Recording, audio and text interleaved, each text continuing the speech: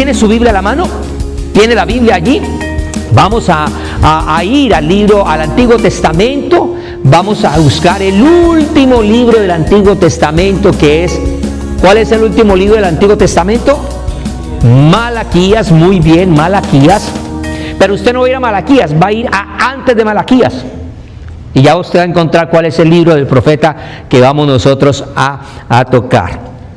Y entonces, hoy, a manera de introducción, quiero empezar yo siempre empiezo con alguna historia o con alguna noticia, empiezo con algún acontecimiento que nos ponga a pensar, y después de esto, ahí entramos al tema. Pero yo quiero hoy comenzar con lo que es la visión de nuestra iglesia. Nuestra iglesia tiene una visión.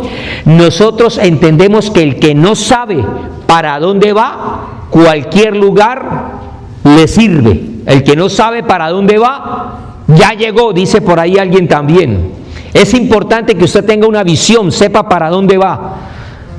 Que no pierda usted tiempo, no pierda usted recursos, que usted esté enfocado hacia dónde va.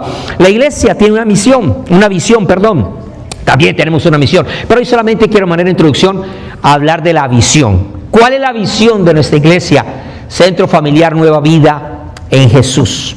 Ahí usted ya la puede leer.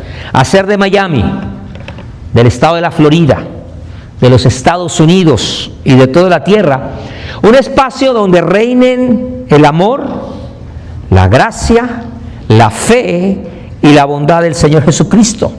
¿A través de qué? A través de la palabra de Dios. ¿Y de qué más? Del poder del Espíritu Santo, formando de una manera integral a cada persona alcanzada. ¿Para qué? Hay un objetivo: para que trascienda en la sociedad de hoy y pueda estar preparada para su encuentro eterno con el Señor. Dígale a la persona que está a su lado: hay un encuentro con el Señor. Amén. Muy bien. Libro del profeta Zacarías. Sí, ya ubicó a Zacarías, ya le di tiempo. Busca el capítulo 9, por favor. Zacarías capítulo 9. Zacarías. Le estaba ayudando para que encontrara fácilmente a Zacarías. Entonces le dije, vaya al antiguo, que está Malaquías, y antes de Malaquías está Zacarías, capítulo 9. Y en capítulo 9, mientras usted llega al capítulo, yo quiero decirle que este Zacarías es un profeta que estuvo profetizando, predicando. Su ministerio fue entre el año 2 y el año 4 del rey Darío de Persia. Y ese personaje lo vamos tal vez a tocar en el libro de Daniel. Vamos a mirar. Pero es para que usted se ubique. Históricamente estamos hablando entre el año 518 al 520 antes de Cristo. 500 años antes de Cristo. El profeta Zacarías está diciendo esto que vamos a leer. Verso 9, usted ya lo va a ver también proyectado, pero usted en su Biblia ya lo ha localizado. Dice el profeta: alégrate mucho, hija de Sión. Da voces de júbilo, de alegría, da voces de gozo, hija de Jerusalén. He aquí, tu rey vendrá a ti, justo y salvador, humilde y cabalgando sobre un asno, sobre un pollino, hijo de asna. Comienzo con este versículo para poder que desarrollemos en el día de hoy el tema que le he puesto como nombre: una entrada, diga conmigo, una entrada, un camino y un destino. Eso es lo que vamos a hablar hoy, sencillito: una entrada, un camino y un destino. Pero para poder entender todo este contexto, tengo que mirar qué es lo que pasa cuando en el siglo I el Señor Jesús va a nacer y va a entrar en la humanidad, y poder comprender qué es lo que estaba ocurriendo para poder entender la trascendencia de lo que es el nacimiento de Jesús, el ministerio de Jesús, la muerte de Jesús y la resurrección de Jesús. Y tenemos que entonces que entender que cuando miramos el siglo primero, en el siglo primero había en la parte política unas situaciones muy adversas. Judea había sido tomada en el año 63 a.C. por Pompeyo, y esa región pequeña de Judea, ahora que había tenido la oportunidad de obtener su tierra nuevamente, durante ese año pasan nuevamente a ser esclavos y van a vivir uno de los momentos más adversos que Israel comenzó a vivir durante el siglo primero. Cuando nosotros miramos en este tiempo, en el siglo primero, en el año 6, ahora se levanta un dictador romano que iba a estar gobernando a toda la nación de Israel. Y estoy hablando entonces de Poncio Pilato, que está tomando todas las directrices políticas de este hombre, de toda la nación. También me doy cuenta que Herodes el Grande había empezado una hegemonía y un dominio fuerte sobre todas las provincias de Judea. Ese hombre tenía sangre judía, pero no era puro, por lo tanto se le conocía como Idumeo. Y ese hombre, aunque tenía cierto conocimiento de las tradiciones de la cultura judía, ese hombre pertenecía y estaba totalmente entregado al servicio de un imperio como fue el de Roma, un imperio que fue totalmente fuerte. Cuando nosotros vemos el imperio romano dominando a Israel, nos encontramos con un pueblo que militarmente fue muy fuerte, fueron muy agrestes, eran sangrientos, eran sanguinarios, sus órdenes eran muy tajantes, de tal manera que los que estaban bajo su dominio tenían totalmente pánico, pavor, y vivían entonces en momentos difíciles.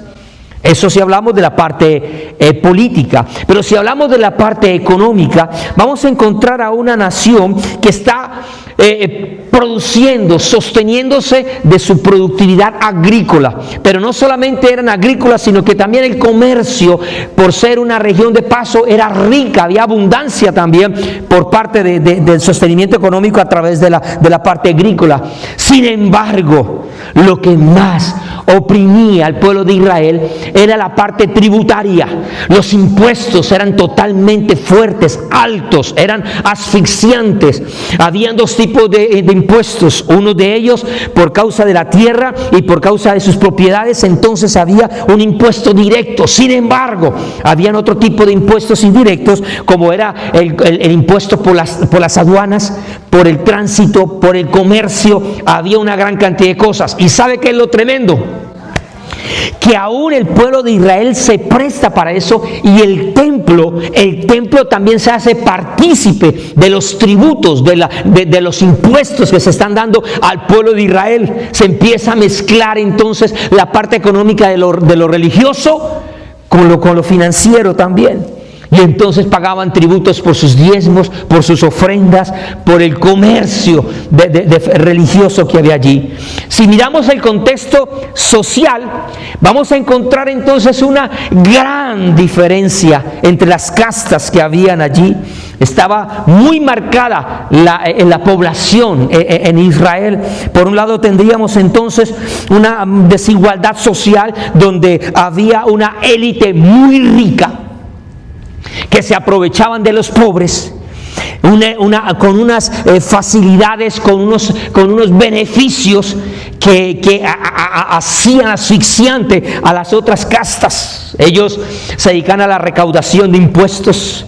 Ellos eran los que oprimían al pueblo de una manera que estaba ahí bajo el imperio de Roma. Sin embargo, la gran mayoría de la población era campesina, era gente pobre, era gente que subsistía, eran artesanos, eran gente que mantenían del diario vivir.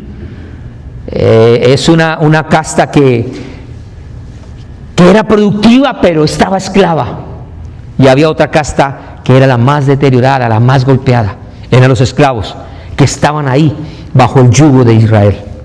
Bajo el yugo de Roma, perdón. Entonces, cuando me encuentro una gran cantidad de diferencias sociales, hay un detrimento de la sociedad como tal.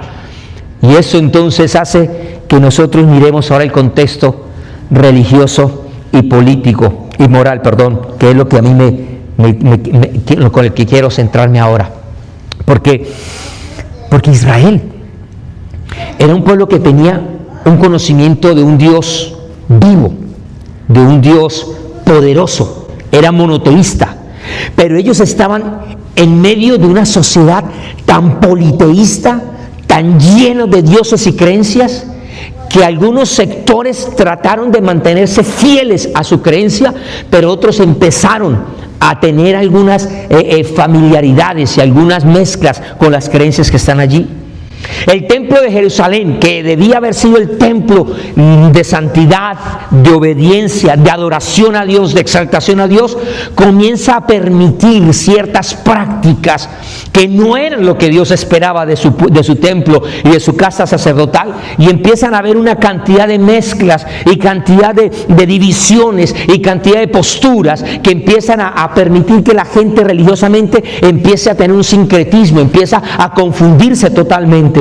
Sin embargo, el pueblo de Israel esperaba en ese caos que está viviendo, en esa situación de adversidad, en ese momento de tanta oscuridad, donde la parte social está afectada, donde la parte económica es afectada, donde la parte política es afectada, donde todo se está ocurriendo. Ese pueblo esperaba que un día llegara un Mesías, ese libertador que 500 años Zacarías había profetizado, y que aún desde mucho tiempo otros profetas habían hablado que vendría un libertador. Estaban esperando, estaban anhelantes, estaban deseosos que se manifestara ese Salvador que ellos necesitaban con urgencia. No había mejor momento, no había momento más oscuro, de más tinieblas, de más adversidad como ese momento. Por lo tanto, encontramos que había una tensión creciente en todo el ambiente. Había una tristeza, había una angustia en medio de un pueblo escogido como el pueblo de Israel. En situaciones tan adversas había tanto quebranto, pero había una esperanza. Había una esperanza.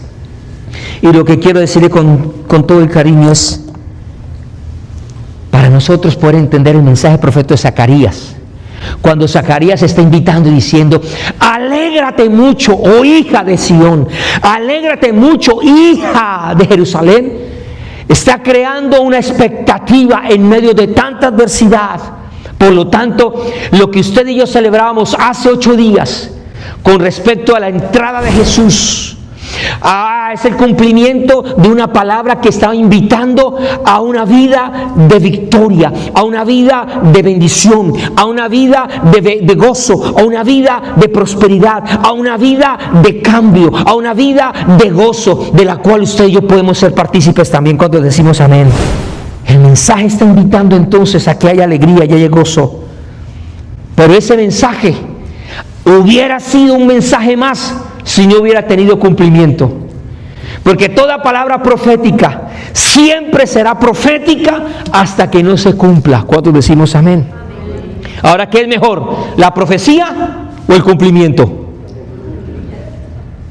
Es mejor el cumplimiento.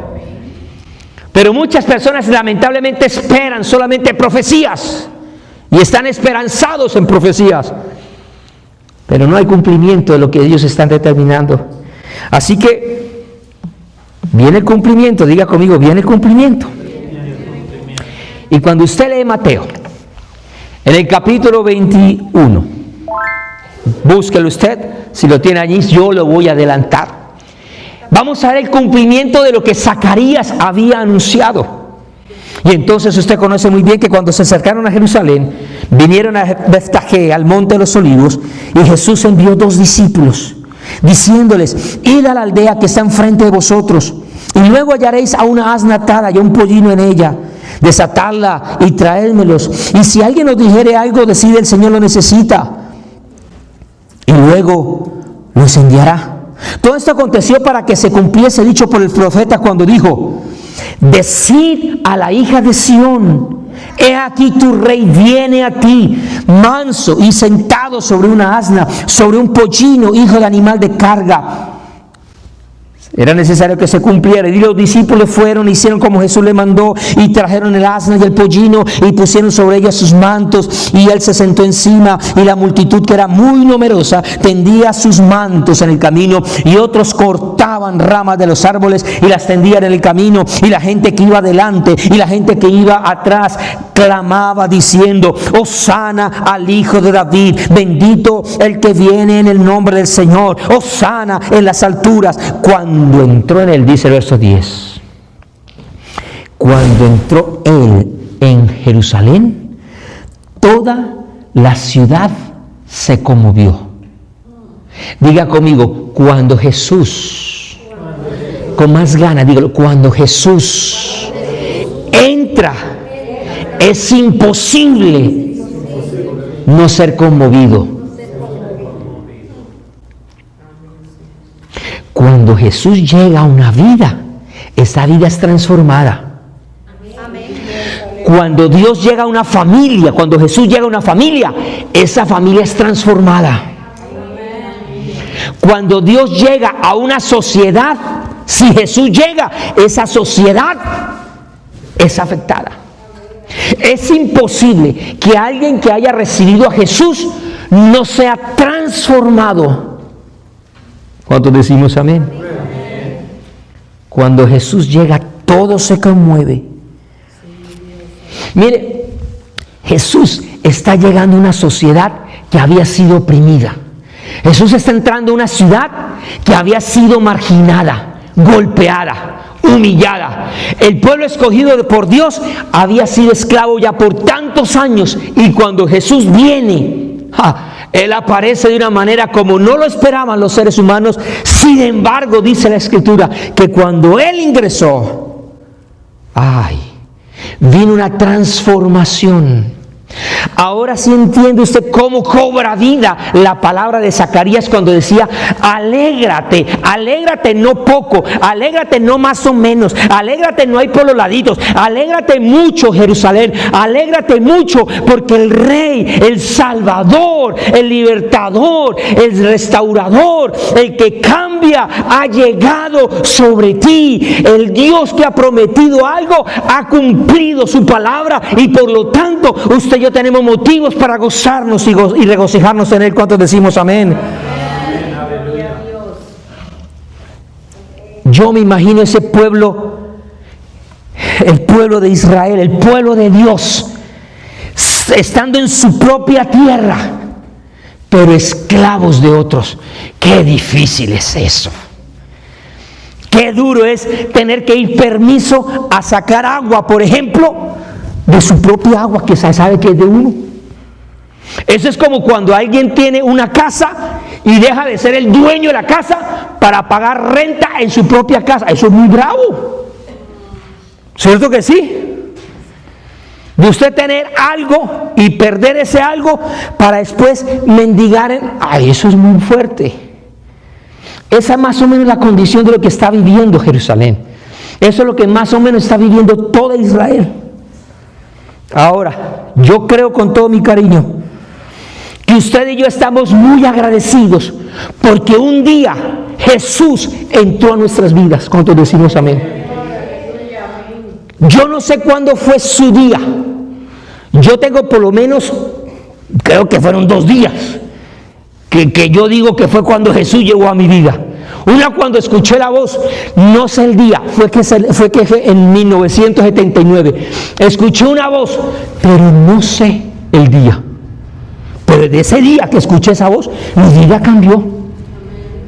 Después, unos años más adelante, en el año 80, ya vuelvo y escucho la misma voz, y para mí ese 4 de septiembre sí está marcado en mi corazón como el día en que Jesús entró a mi vida. ¿Recuerda usted cómo fue el día en que Jesús llegó a usted por primera vez? Quisiera preguntarle, ¿qué había en su corazón cuando Jesús llegó? Tal vez algunas personas cuando llegan a los pies de Jesús, lo primero que tenían era tal vez dolor. Estarían pasando por un momento difícil. Hay personas que han llegado a Jesús porque han estado pasando por un momento de enfermedad, y alguien les predica de Jesús, y alguien les comparte la esperanza. Algunas personas han llegado a Jesús porque han tenido serios problemas financieros. Hay situaciones adversas en el hogar, problemas con un hijo, con una hija, o con alguien en la familia, en el matrimonio. No sé cuáles son las condiciones que usted vivía cuando Jesús llegó a su vida, no lo sé. Algunas personas llegan a Jesús porque un miembro de la familia murió y en medio del dolor, en medio del luto, en medio de la aflicción, hay gente que ha llegado a los pies de Jesús. Hay gente que ha llegado a los pies del Señor en los momentos donde ha tenido problemas jurídicos, problemas legales, problemas donde no sabe qué hacer, donde no hay salida, y alguien le dice: mire, tenga ánimo, confíe en Dios, que Dios puede hacer algo, y alguien ora por él y Jesús llega a su vida. Yo no sé cómo fue su situación. Bueno, no todo tiene que ser mal para uno conocer a Jesús. En mi caso yo no estaba mal. Yo viví, la hermana María tampoco. Alguien le compartió de Jesús y usted recibió a Jesús, pero usted no tenía ni problema financiero, ni problema en la casa, ni problema con el esposo, no tenía ningún tipo de adversidad. Qué bueno es eso. Sin embargo, digo yo, aunque muchas veces pensamos que no tenemos grandes problemas y que estamos tranquilos, que lo tenemos todo, que tenemos un techo, que tenemos comida, que tenemos familia. Mire, por más que tengamos todo, si no tenemos a Cristo, no tenemos nada. Podemos tener abundancia, títulos, reconocimiento, trabajo, propiedades, pero si no tenemos al Señor, no tenemos nada. Me acuerdo de Alba Lucía, una hermana que nosotros amamos muchísimo, que su hija empezó a andar con un muchacho y se hicieron novios, pero ella, que cantaba con nosotros, no volvió a la iglesia, y yo preocupado por ella. ¿Qué habrá pasado con ella? Consiguió novio y dejó el servicio del Señor. Y un día, hablando con Albita, me dice: pastor, ellos se van a casar. Es un joven maravilloso, es un joven que cómo ama a su mamá, cómo nos trata a nosotros, es generoso, es un hombre bueno. Ese joven, lo único, mire, es un pan de Dios, lo único que le hace falta a ese joven es ser cristiano. Le digo: Albita, le falta todo. Sí, Señor. Con el tiempo, ese buen hombre, pan de Dios, sacó las garras. Y después de hacer un pan dulce, se convirtió en un pan amargo. Porque es que si nosotros con el Señor fallamos, ¿cuántos decimos amén? Imagínense la gente que no tiene temor de Dios. Ese hogar se acabó, esa familia se disgregó, se casó con un hombre que no era el que Dios tenía para ella. Pero lo importante aquí es que cuando Dios llega a nuestra vida, independientemente como estemos, Dios quiere transformar nuestra vida. ¿Cuántos decimos aleluya? ¿Cuántos pueden decir: gracias, Señor, por el día en que tú llegaste a mi vida? Bueno, parece que usted no tiene como muchas alegrías y gozos de que Jesús haya cambiado su vida. Para mí esa ha sido la mejor noticia, de saber que yo estaba condenado a una muerte eterna y que ahora el Señor me ha hecho salvo por su misericordia. Es motivo para decir: ha valido la pena mi vida de haber podido conocer a Jesús. Ahora, que déjeme decirle algo. ¿Cuántos están verdaderamente gozosos de que Jesús haya entrado a su vida? ¿Cuántos creemos que usted necesitaba con urgencia el día en que Jesús llegara a su vida? ¿Cuántos decimos amén? Ahora me deja mostrarle algo más. Me deja decirle que no solamente usted, su espíritu, su alma necesitaba, anhelaba, quería y deseaba que Jesús llegara a usted, sino que también estaba escrito que Jesús anhelaba también ese día de poder presentarse a usted. Eso es otra cosa, porque nosotros somos los que necesitamos a Dios. ¿Cuántos dicen amén? Pero que Dios nos anhele a nosotros, que Dios desee estar con nosotros, que Dios en su infinita misericordia y sus planes se fije en cada uno de nosotros, a pesar de nuestros errores, a pesar de nuestros pecados, a pesar que Él sabe que somos malos, a pesar de todo como somos, aún así Él quería presentarse a nuestras vidas. Él lo tenía programado. Diga conmigo: era necesario una entrada. Esa es la primera parte del mensaje. Ahora, ¿dónde puedo yo mirar esto?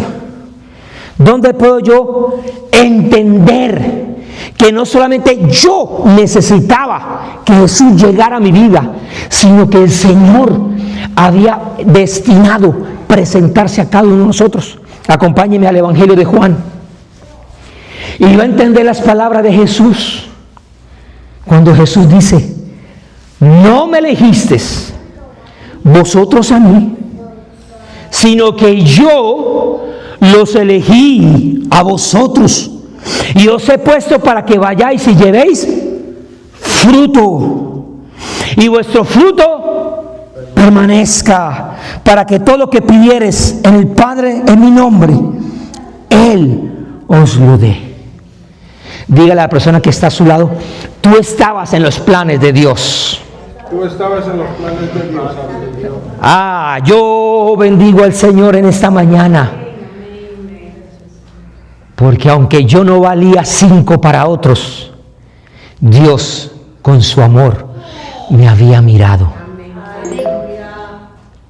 Ahora, Pablo no lo vuelve y no lo confirma. Y si usted va ahora a la carta a los Efesios, en el capítulo 1, usted va a entender estas palabras que son trascendentales, que deben de volverse para nosotros una realidad. Mire, yo se los quiero leer. Efesios capítulo 1, a partir del verso 11. Y voy a leer la versión de Dios habla hoy, que es otra versión, para que usted lo pueda comprender. Escuche muy bien, me escuche con atención lo que dice Pablo. Dice: en Cristo Dios nos había escogido de antemano. Diga conmigo: yo soy un escogido de Dios. Dios nos había escogido de antemano para que tuviéramos parte en su herencia. Ahora con fuerza diga: herencia. Ya usted va a saber por qué trascendente es esta palabra. De acuerdo con el propósito de Dios mismo, que todo lo hace según la determinación de su voluntad, y Él ha querido que nosotros seamos los primeros en poner nuestra esperanza en Cristo, para que todos alabemos su glorioso poder. ¿A qué era lo que estaba invitando el profeta Zacarías con respecto a la venida y la entrada de Jesús? ¿Que estaba invitando a qué? Alabar. Alabemos mucho. Y ahora el Señor está diciendo que todo esto lo ha hecho para que usted y yo tengamos motivos para poder alabar, bendecir, exaltar, glorificar el nombre del Rey de Reyes y del Señor de Señores. Más adelante dice: gracias a Cristo, también ustedes oyeron el mensaje de la verdad, la buena noticia de su salvación, y abrazaron la fe y fueron sellados como propiedad de Dios con el Espíritu Santo que Él había prometido. Este Espíritu es el anticipo que nos garantizó la herencia de Dios hacia nosotros, el pueblo de su posesión, para que todos alabemos su glorioso poder. Vuelve y diga a la persona que está a su lado, mírele a los ojos, por favor, y con alegría dígale: tú eres un escogido de Dios. Yo estoy seguro que cada vez que usted y yo vamos al mercado, ¿cuánto aquí hace mercado? Cada vez que usted va a ir a comprar al supermercado de su preferencia alguna fruta, hay unas que ya se la venden a uno en el paquete, pero hay otras que toca escogerlas. Yo estoy seguro que cuando usted tiene que escoger, usted escoge. Usted escoge lo mejor. Si usted coge una perita, por ejemplo, que está toda magulladita y toda, ya no está verde, ya no está amarilla, sino que está negra, ¿usted escoge esa? No. Usted la hace a un lado. Usted escoge lo mejor. Ahora, yo no sé usted, pero yo ante los ojos de Dios era esa pera bien magullada, negra, amarilla, toda, y aún así me escogió. Ustedes son los que fueron escogidos porque ustedes eran mejores. ¿Dicen amén o no amén? No, la verdad, muchos de nosotros teníamos muchas cositas por ahí. ¿Cierto? Muchos errores. Ay, Dios mío. Muchas falencias, ni se diga. Pero aún así, Dios nos escogió. Ahora, yo estoy muy seguro que si usted va a escoger ya no una fruta, sino usted ha tenido la oportunidad de ir a un dealer, a un concesionario, a comprar carros. ¿Cuántos han tenido la oportunidad? Cuando a usted le presentan todos esos carros, ya usted escoge no solamente el que le gusta o el que le funciona según sus necesidades, sino el que el bolsillo le permita. No el más barato, porque si usted tiene para uno mejor, usted se va por el mejor. ¿Claro que sí? Ya usted está condicionado a lo que el bolsillo, y aquí en Estados Unidos, a lo que el crédito le permita. Usted escoge condicionado. Ahora yo tengo una buena noticia para usted. Cuando Dios lo miró a usted, no dijo, ay, este es el más barato, me sirve. Ni tampoco dijo, ay, este me sale muy caro, este no puedo, no me alcanza. No, Él dijo, este es valioso para mí, a pesar de que no cumpla muchas características, para mí es valioso y no me importa el crédito. Si es necesario yo dar mi sangre por él, voy a morir por él, porque para mí cada uno de mis hijos son escogidos, son especial tesoro, son mi nación santa, son mis amados, y por ello yo estoy dispuesto a morir. Cuando dicen amén. Ese es Cristo, ese es el Señor. Mire, déjeme decirle con todo el cariño, necesito avanzar. Dios nos escogió a pesar de lo que somos. ¿Y qué somos? Diga conmigo, pecadores. Dios nos escogió a pesar de qué? De ser pecadores. Pero también Jesús a nosotros nos escogió a pesar de cómo somos. ¿Y cómo somos? Llenos de maldad. Diga amén. Dios a nosotros nos escogió a pesar de que no tenemos nada. Por eso decía el apóstol Pablo, decía que Él nos había dado herencia, porque ¿qué teníamos nosotros? Nada. No hay nada que nosotros tengamos. Déjeme decirle con todo mi amor, Dios a ti te escogió a pesar de nuestras apariencias, a pesar de nuestras fachadas, a pesar de nuestros semblantes, porque a veces parecemos muy felices ante los otros, pero por dentro estamos llevando una cruz, y algunos hasta otras cosas más. ¿Cuántos decimos amén? Dios nos escogió a pesar de todo lo que hemos hecho.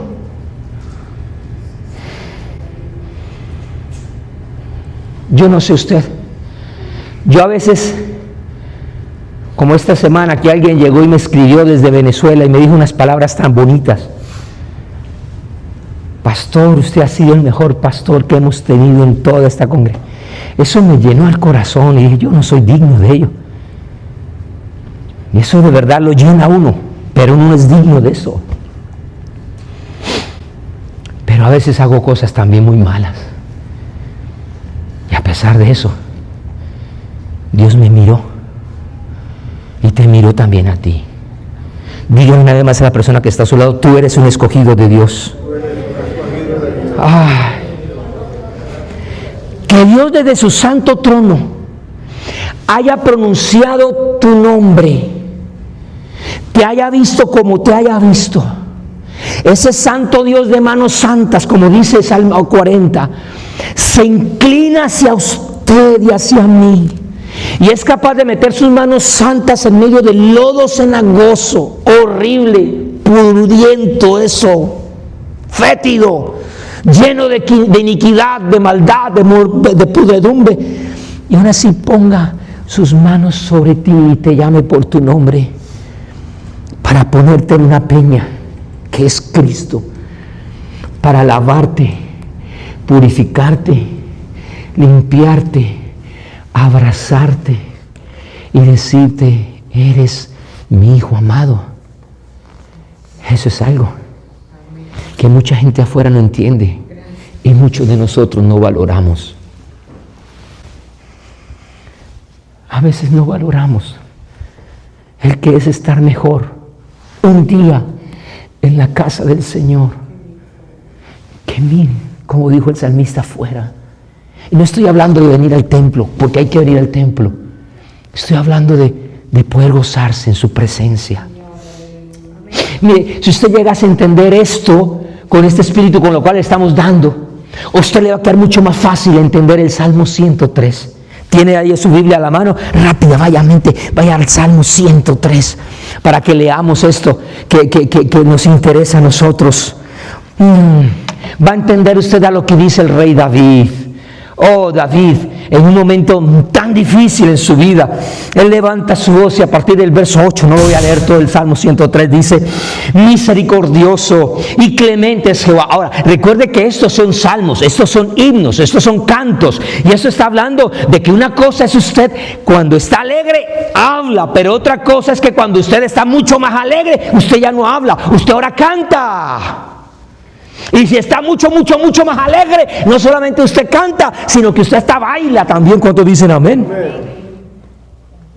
Y David está cantando: misericordioso y clemente es Jehová, lento para la ira y grande misericordia, no contenderá para siempre, ni para siempre guardará el enojo, no ha hecho con nosotros conforme a nuestras iniquidades, ni nos ha pagado conforme a nuestros pecados, porque como la altura de los cielos sobre la tierra, engrandeció su misericordia sobre los que le temen.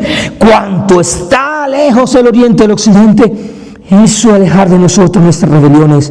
Como el Padre se compadece de los hijos, se compadece Jehová de los que le temen.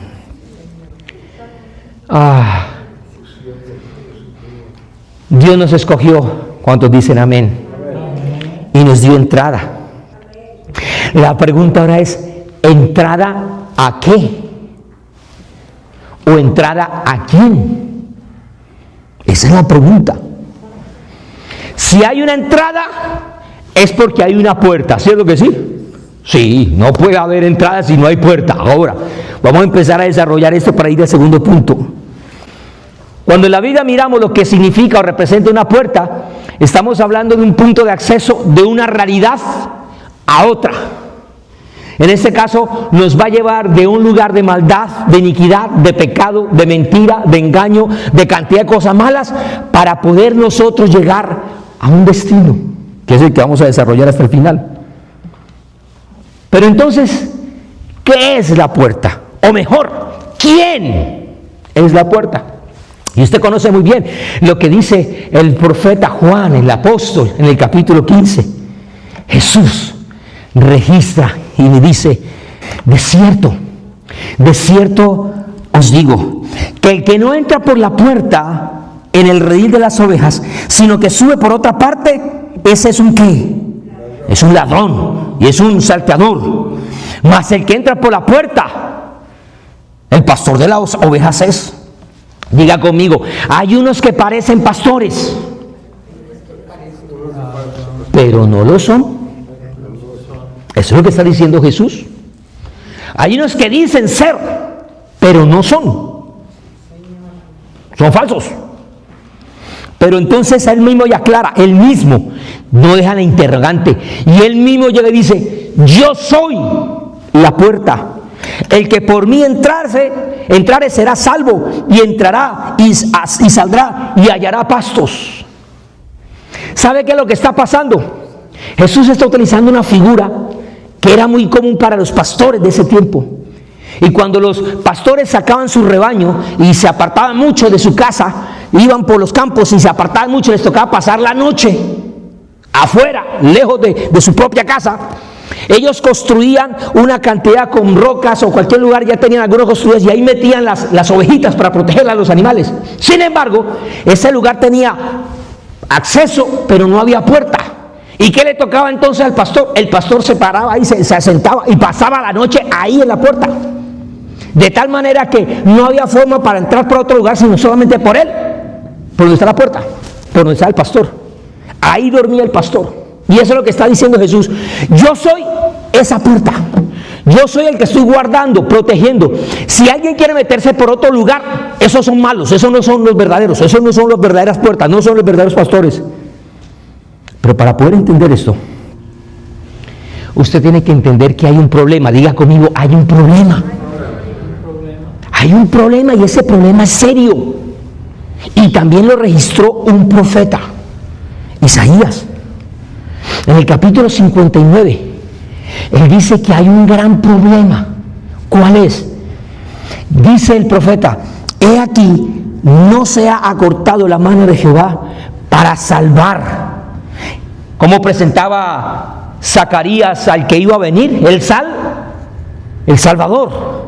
Alégrate mucho porque vendrá el Salvador, humilde, pero es un Salvador. Y entonces dice: no se ha cortado la mano para salvar, ni se ha grabado su oído por ahí. Verso 2. Pero vuestras iniquidades han hecho división entre vosotros y vuestro Dios, y vuestros pecados han hecho ocultar de vosotros su rostro para no oír. ¿Cuál es el gran problema? ¿Cuál es el gran problema? ¿Quién lo encontró? El pecado. Que hay algo que nos separa, hay algo que nos aleja de ese Dios, de ese Salvador. Y entonces el profeta habla del pecado y habla de las iniquidades. Y todo esto es bonito cuando usted llegue y ya lo lee y lo empieza a comprender y a entender. Pero es mejor cuando se vuelve más palpable y lo quiere poder contemplar mejor. Lo quiere contemplar. Acompáñeme, por favor, al capítulo 27 de Mateo. Mateo, tranquilo que iba quedando grabado y iban quedando los versículos. Aquí se lo voy a mostrar yo, para que podamos entender que había un gran problema, había una separación, había una allá y una acá, y no había acceso, no había paso, había división. Mas Jesús, hablando otra vez, clamó a gran voz y entregó el Espíritu.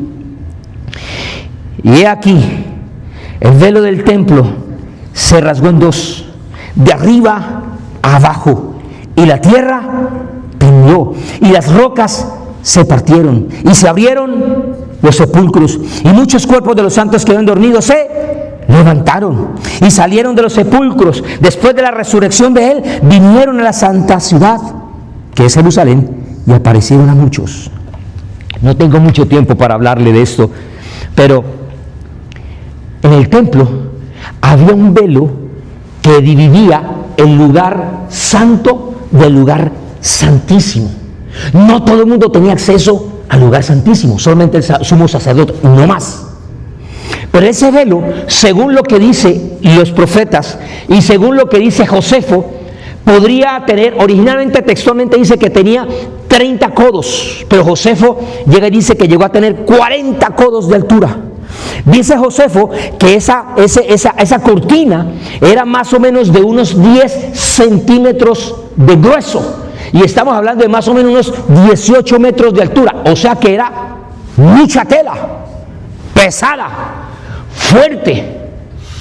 Y para poder ingresar hacia ese lugar se necesitaba o pasar por un lado,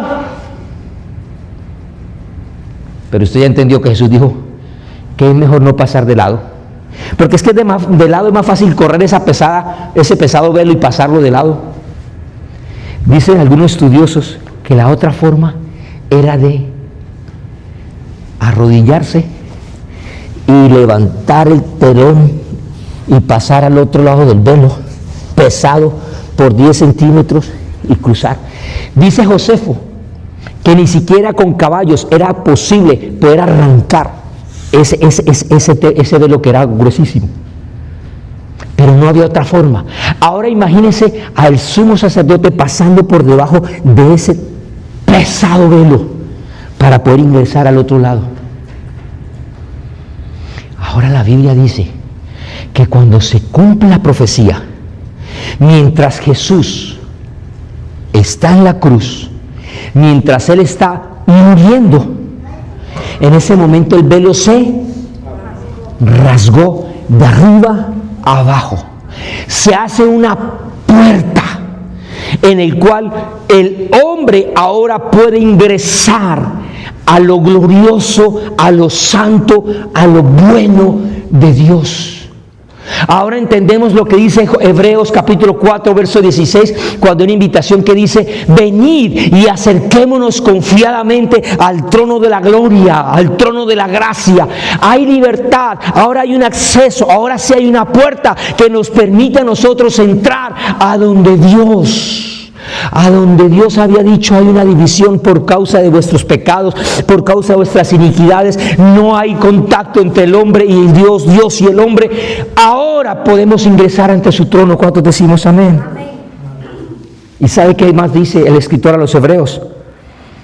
Dice: así que, hermanos, teniendo libertad para entrar en el lugar santísimo por la sangre de Jesucristo, por el camino nuevo y vivo que Él nos abrió a través del velo, y esto es su carne, podemos ingresar. La puerta, que es Cristo, se rasga. Es por su sangre que podemos ingresar y ser de deleite para los ojos de nuestro Dios. ¿Cuántos dicen amén? No son por obras, no es porque seamos muy buenos, no es porque digamos que somos de X o Y iglesia, no es porque demos diezmos ofrendas, no es porque nosotros ayunemos o no ayunemos, no es si nosotros tenemos una vida constante de oración, no es si nosotros somos buena gente, no es si nosotros somos buenos ciudadanos, no es si nosotros ayudamos a pasar las abuelitas la calle. Es solamente a través de la sangre de Jesús que podemos ingresar al trono de la gracia. Y entonces toda puerta conduce a un camino. Por eso leíamos ahí entonces cuando decía el profeta, en Hebreos capítulo 19, que podemos ingresar por el camino nuevo y vivo. Ahora diga conmigo: hay un camino. ¿Quién es el camino? Ya usted lo sabe. Jesús dijo, Juan 14:6, yo soy Él, no hay otro, no hay religión, no hay pastor o santa fulano o san fulano, no lo hay. No hay apóstol, no lo hay. No hay otro padre, solamente Cristo es el camino, es la verdad y es la vida. Ahora, si a usted la entrada de Jesús le cambió la vida, su caminar también tiene que ser cambiado. ¿Cuántos decimos amén? No puede haber un camino sin caminantes. ¿Para qué sirve un camino si no es para ser transitado? Y aclaro, no es que Dios o el camino Jesús dependa de nosotros, no, somos nosotros los que dependemos de Él, que es el camino. ¿Cuántos decimos amén? Amén, sí. Pero Él espera, diga conmigo, Él espera que nosotros entonces seamos dignos caminantes del camino. Se lo muestro con un ejemplo fresco y real. Por nuestras carreteras aquí en los Estados Unidos, todos los que están legales pueden transitar libremente. Pero quien no tenga un Real ID, ya usted conoce, se está exponiendo, ¿sí o sí? Entonces, si Él es el camino, Él espera que usted y yo caminemos legalmente como Él espera que seamos nosotros los del camino. Y así era que se llamaban los cristianos antes, los del. O sea, ellos sí tenían Real ID, a ellos lo podían parar y decían: nosotros somos dignos, merecedores de caminar por este camino. ¿Cómo debemos de andar nosotros? ¡Ja! Dios le dice a Abraham: Abraham, anda delante de mí y sé perfecto. O sea que Dios nos exige a nosotros que si ya pasamos por la entrada, pues ahora dignifiquemos a ese Dios. No para hacer nosotros méritos, escuche, no es para nosotros ganar favores, no. Es por cuanto Él ha hecho la obra, ahora nosotros con amor y humildad caminamos delante del Señor. ¿Cuántos decimos amén? Ahora entiende usted las palabras de Juan cuando el Señor llega y dice: el que permanece en Él debe andar como Él. ¿No entiende? Que esto de ser creyente entonces es mucho más que venir a una iglesia y que leer la Biblia frecuentemente. Quiero ya aterrizar. En Hebreos capítulo 10,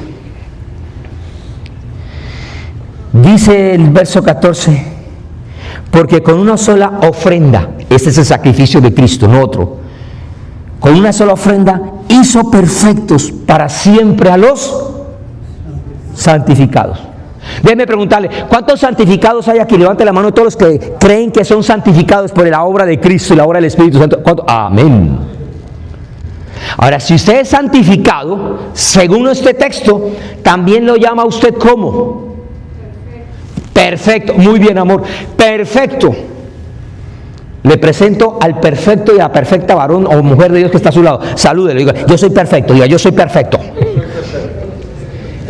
Uno dice: ay, no, yo no. ¿Cuánto aquí somos imperfectos? Levante la mano. Pero el Señor está diciendo que usted es perfecto. Eso está en pasado, ya fue declarado que usted es perfecto. Ay, no tengo tanto tiempo para desarrollar esto, pero por lo menos 3 cositas quiero que usted se lleve para ir al final del mensaje. Lo primero que quiero decirle es que a usted Dios le dio una posición, le otorgó una posición, y esa posición se llama que usted fue justificado. Diga conmigo: yo tengo una posición. Justificado es que usted ha sido ya declarado justo, punto. ¿Quién lo hizo? Cristo. ¿A través de cuál? De la ofrenda, del sacrificio que fue Él, a través de esa puerta que fue rasgada. Usted es justo. ¿Cuántos decimos amén? Pero no solamente tenemos una perfección otorgada, sino que tenemos una perfección en proceso, y eso es lo que se llama santificación. Es la obra de la palabra y del Espíritu de Dios en nuestra vida que va generando en nosotros la persona completa y madura, que eso es lo que significa el verbo tanimim en el hebreo para perfecto, maduro. Lo que nos da madurez es el tener esa plena comunión con la palabra y con el Espíritu de Dios para agradar el caminar del Señor. ¿Cuántos dicen amén? Ahora déjeme preguntarle con mucho cariño: ¿cómo ha sido su caminar delante de Dios? ¿Cómo ha sido su camino delante de Dios? Piense por un momento. Así como dice pensar en el día en que usted recibió a Jesús y de Jesús llegó a su vida, piense cómo ha sido su caminar hasta el día de hoy. Ese camino te tiene que llevar a un destino. Ahora vamos a hablar de eso. Pero, ¿sabe que erróneamente algunas personas han considerado que el Señor nos ha dado la oportunidad de ponernos en un caminar para nosotros avanzar, para poder alcanzar? Que todo lo que haya en nuestra vida, que todo lo que ocurra en nuestra vida cristiana, ahora que somos creyentes, todo nos va a ir bien, todo va a ser de prosperidad, todo va a ser bonito, todo va a ser mejor, todo va a ser cambiado, todo va a ser maravilloso. Usted no va a tener problemas, usted no va a tener dificultades, usted no va a tener adversidades. Usted lo único que va a ver es la gloria de Dios. Usted va a ser visitado por ángeles. Usted va a vivir, mejor dicho, en plena comunión. Usted no va a tener ninguna tribulación. Nos han enseñado y nos han predicado eso. ¿Lo ha escuchado usted? La pregunta que quiero hacerle es: ¿y dónde está eso en la Biblia? Al contrario, muchas veces estos discípulos y esta gente, por ser obedientes al Señor, tuvieron tribulaciones, tuvieron dificultades, fueron perseguidos, fueron azotados, fueron escarnecidos, estuvieron en limitaciones. Ahora, no le estoy diciendo que usted solamente ha sido llamado para sufrir y sufrir. No. Pero, ¿cuántos aquí hemos tenido batallas en este caminar con el Señor? ¿Cuántos hemos tenido que cruzar dificultades? ¿Cuántos hemos tenido que luchar con miedos, con temores? ¿Cuántos de nosotros hemos tenido que muchas veces orar en fe porque no hay nada que nuestros ojos vean? Y uno va y toca la puerta y se cierra y toca otra y como que se cierra y como que cada día las cosas van como de mal en peor. ¿A cuánto les ha pasado eso? Pero es creyente usted. Es verdad que muchas veces, así como la semilla de la parábola del sembrador, cae en el camino que es Cristo. Han habido momentos donde nuestra vida ha estado ahí paralela al camino de Jesús, junto al camino. O a veces en nuestra vida han llegado espinas y han llegado también cardos y han ahogado nuestra vida. O a veces nuestra vida es una sequedad de pedregales, de adversidad, de dificultad. Pero también hemos tenido momentos donde hemos tenido buena tierra y hemos podido disfrutar de las bondades del Señor. ¿Cuántos decimos amén? Así que en este caminar puede que usted no haya sido muy perfecto para caminar o muy perfecta. Puede que usted que este caminar cristiano usted haya avanzado 2 pasitos y retrocede 3. ¿Sí le ha pasado eso? Así nos pasa a veces. Que a veces usted va bien, con el rumbo bien, pero de pronto usted se entretiene con algo y usted se desvió y ni cuenta se dio y usted se desvió. ¿A cuánto nos hemos desviado del caminar? ¿Cuántos de pronto íbamos bien en el caminar bien y de pronto algo del pasado nos llama la atención, nos quedamos mirando y hasta nos retrocedemos y lo que hayamos avanzado, como que uno lo perdió y uno dice, ¿qué pasó tanto tiempo? ¿Sí se siente identificado con esto? A mí me ha pasado. Y uno se dice, pero Dios, ¿qué pasa? Y cuando yo me he desviado, me ha tocado volver al camino. Si me he apartado, tengo que volver al camino. Y cuando ya estoy en el camino correcto, ya no me preocupa la velocidad. Lo único que me preocupa es avanzar en esa dirección de parte de Dios. Póngase de pie, por favor, porque necesito ya terminar el mensaje en estos 3 minutos. Diga conmigo, hay una entrada.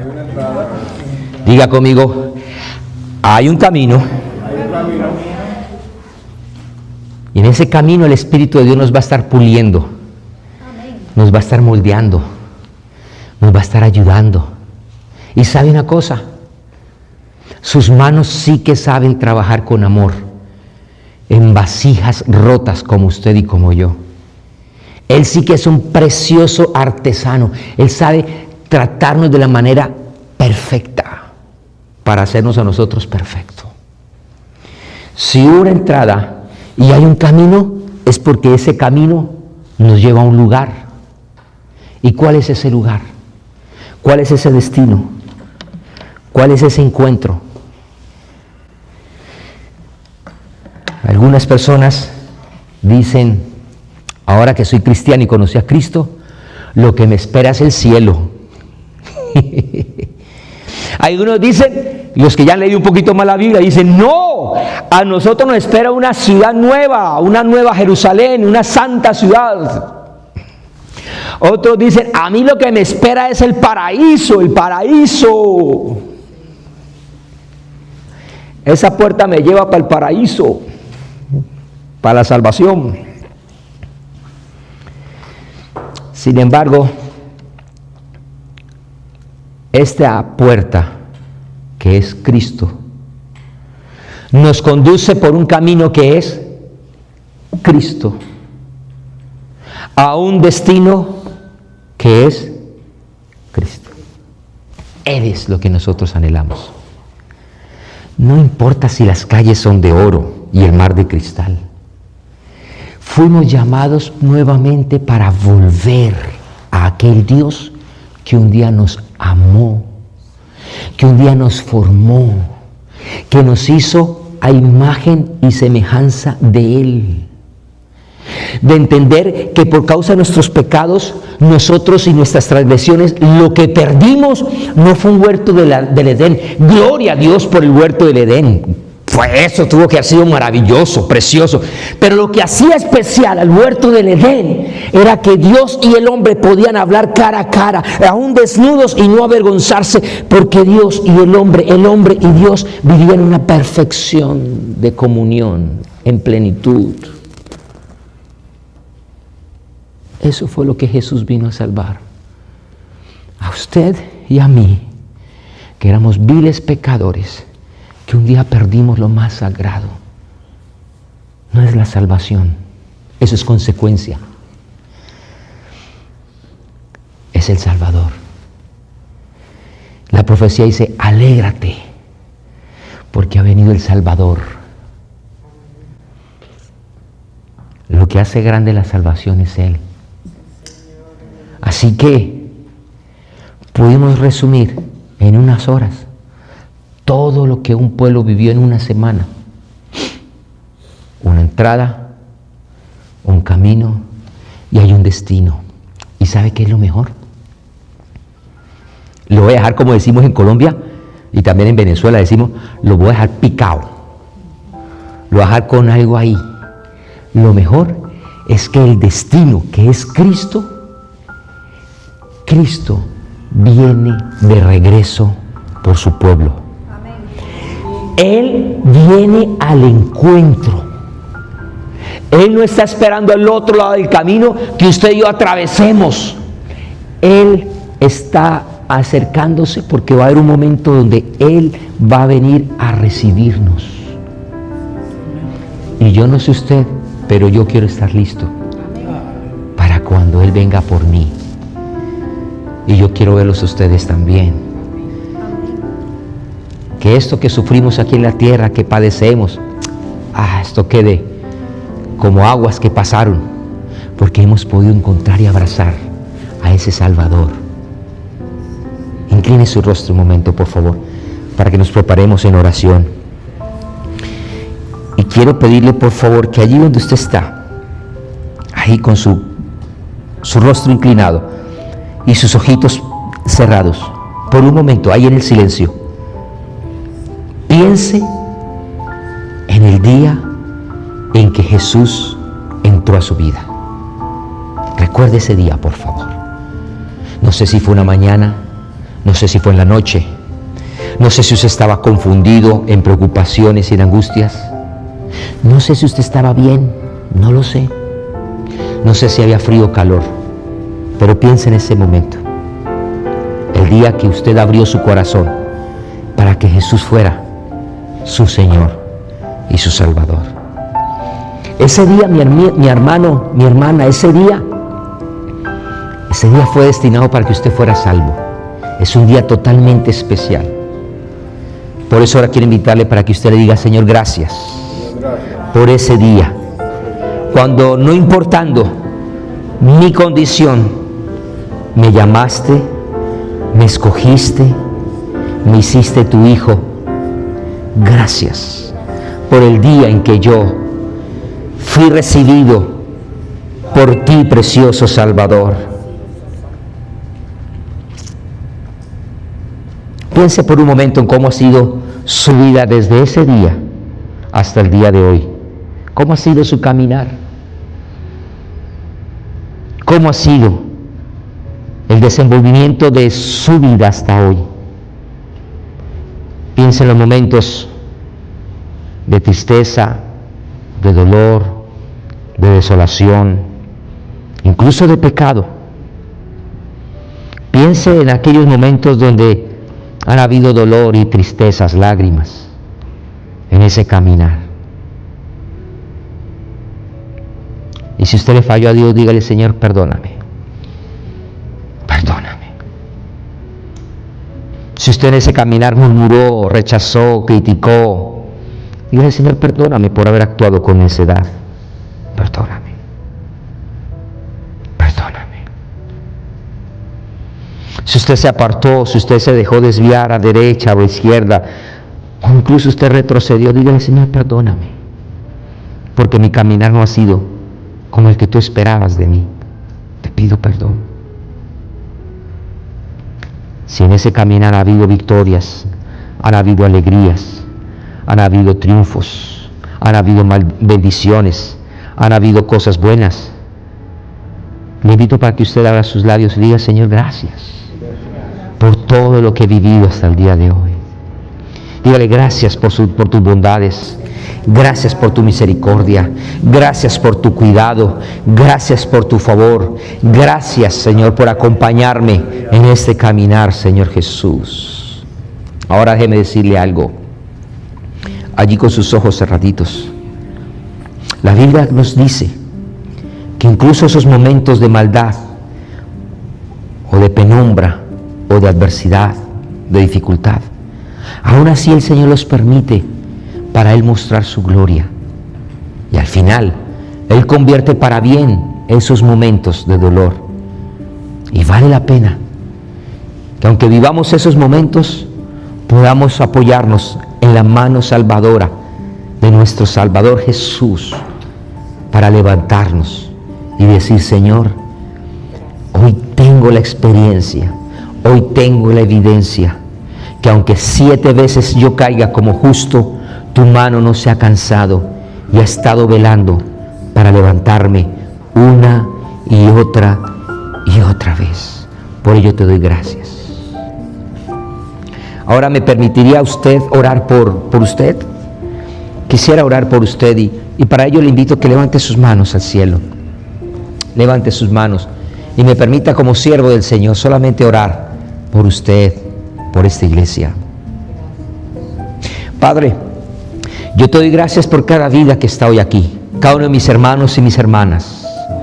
Señor, gracias porque un día tú te presentaste en sus vidas, Señor, y sé que comenzaste a cambiar para bien todo lo que ellos son. Sé que les has acompañado en este caminar hasta el día de hoy. Los has preparado, los has madurado. Señor, ellos han aprendido, tienen las evidencias, aún las heridas y cicatrices de que tú, Cordero de Dios, Señor, has estado luchando en su favor y en sus victorias, Dios. Señor, yo quiero bendecirlos. Señor, yo quiero pedirte por cada uno de ellos, para que la fe de ninguno de ellos, Señor, se acabe ni mengue, ni por el contrario, Señor, ellos vuelvan atrás, sino por el contrario, que cada uno de ellos se enamore más y más de ti.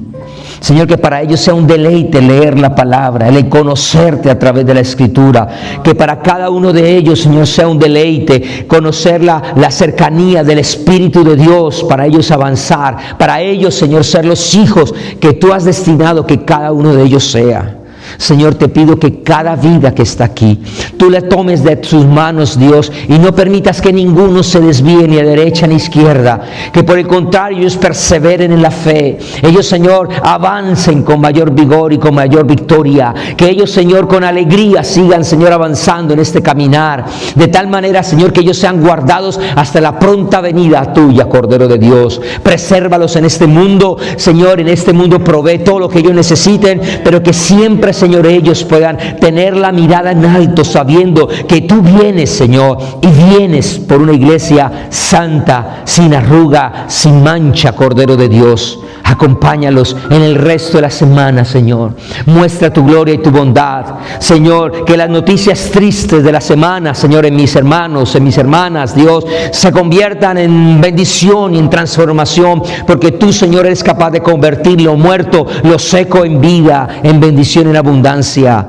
Te pido que prosperes la obra de cada uno de ellos, Señor, que el caminar de ellos no sea para tropiezo y para que resbalen, por el contrario, Señor, que ellos caminen firmes, Señor, siempre agradando, bendiciendo y exaltando tu nombre. Bendigo sus vidas, bendigo sus hogares, bendigo sus hijos, bendigo, Señor, su descendencia, bendigo, Señor, cada parte de sus cuerpos con sanidad y con restauración, declarando, Señor, que tú eres el único que recibirás la gloria y el honor, la alabanza, hoy y siempre y por los siglos de los siglos. En Cristo Jesús te damos gracias.